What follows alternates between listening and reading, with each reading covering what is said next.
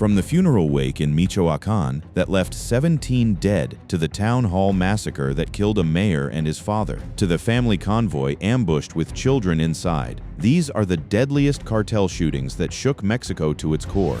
San Jose de Gracia. Picture a small Michoacan town where a family is grieving. A wake for a mother, the kind of gathering that is supposed to be sacred, off-limits, untouchable. In February of 2022, armed men decided none of that mattered. They turned a moment of mourning into a message, killing what investigators believed reached up to 17 people tied to internal cartel rivalry. What stunned Mexico was not just the loss, it was the cleanup. The attackers washed the blood from the walls and removed the bodies before authorities arrived hours later. That detail told the whole story. These men did not fear the law. They acted like the law. And when a group can erase a massacre before the police show up, you start to understand who actually runs that town. That impunity, that confidence would show up again and again. But the next one proved cartels were not just hitting families, they were hunting in the open. The Creel Rampage.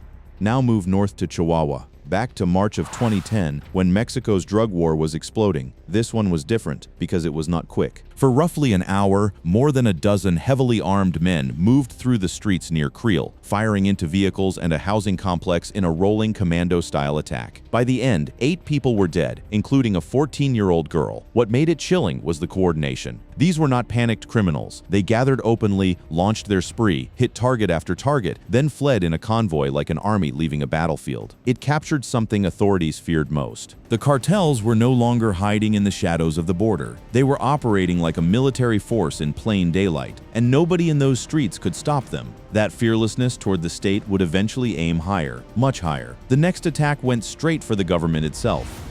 San Miguel, Totolapan.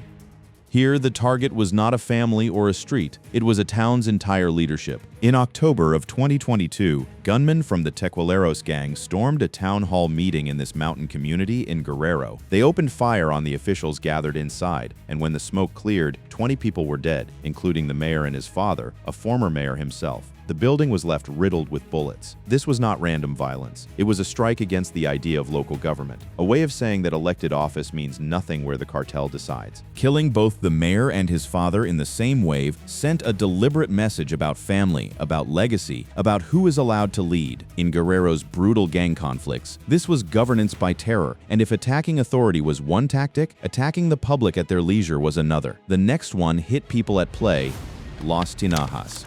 Some attacks target the powerful. This one targeted the relaxed and the unaware. At a hidden cockfighting event in Zinapecuaro, Michoacan, in March of 2022, at least 10 gunmen tied to the Familia Michoacana raided a crowd of spectators caught up in the spectacle. The setting did the killers work for them. A tight, enclosed pit, people packed shoulder to shoulder, nobody armed, nowhere to run. In a short, overwhelming burst, 20 people were killed, 17 men and 3 women. The lesson buried inside this one is about how cartels exploit ordinary life. A clandestine event meant for entertainment became a kill box, simply because people felt safe enough to gather there. It fit the larger Michoacan war, where rival groups used public spectacle to broadcast control. Fear was the product, and nothing spreads fear across borders faster than when the victims are children. The next attack drew the eyes of 2 nations. The Lebaron ambush.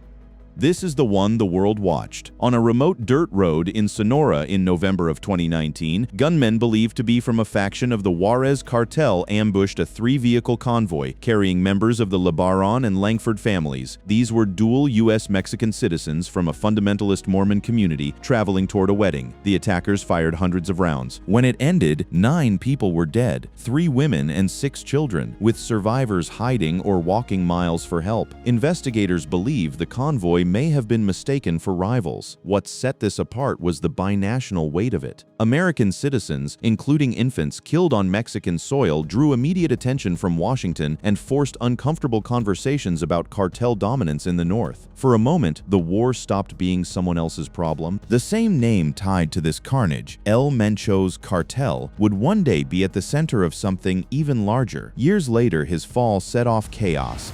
After El Mencho, In February 2026, Mexican forces struck what many believed was the most significant blow against organized crime in a generation. During a military operation in the mountains of Tapalpa, Jalisco, CJNG leader Nemesio El Mencho Oseguera Cervantes was reported killed. The victory lasted only hours. Almost immediately, the cartel unleashed a wave of retaliation across western Mexico. Gun battles erupted in multiple cities. Highways were sealed off with burning vehicles. Security forces came under coordinated attack. In places such as Puerto Vallarta and Guadalajara, residents recorded scenes that looked less like criminal violence and more like open warfare. Phone videos captured bursts of automatic gunfire echoing through city streets as black smoke rose from improvised roadblocks. By some accounts, the ensuing clashes, ambushes, and attacks left more than 60 people dead, including members of the National Guard. But long before any of that, the cartels were already turning ordinary nightlife into hunting grounds. The next attack hit a city that thought it was safe.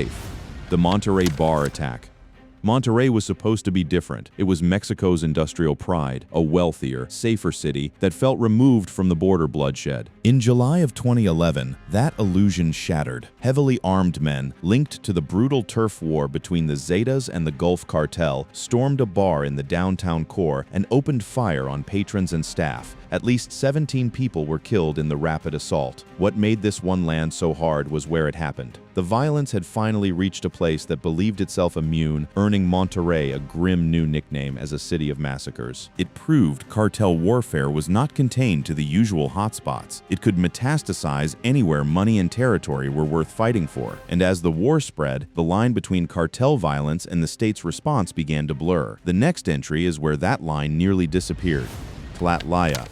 This one was supposed to be a clean story, and that is exactly why it matters. In June of 2014 in Mexico State, soldiers reported a shootout with an armed criminal group inside a warehouse, claiming 22 dead, case closed on paper. Then the story unraveled. Investigations and forensic evidence revealed that many of the victims were not killed in combat but executed after surrendering, lined up and shot at close range. Rights activists later said soldiers had been ordered to take them out. Suddenly, the question was not about cartels at all. It was about the state itself. Tlatlaya forced Mexico to confront a terrifying idea that the war against the cartels could produce abuses that looked like the very thing it claimed to fight. It led to prosecutions and intense human rights scrutiny. It remains a warning about what unchecked force does in the dark. From the state's failures, we return to the cartel's favorite target. Crowds gathered in celebration, Irapuato.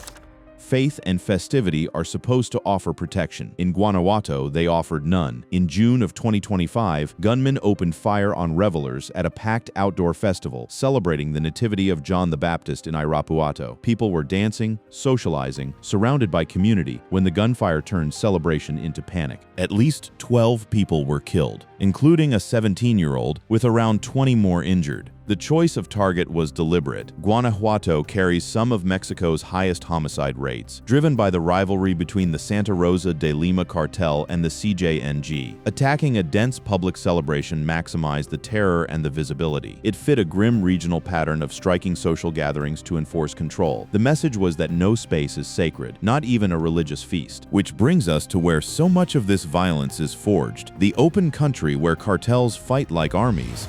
The Michoacán-Jalisco border.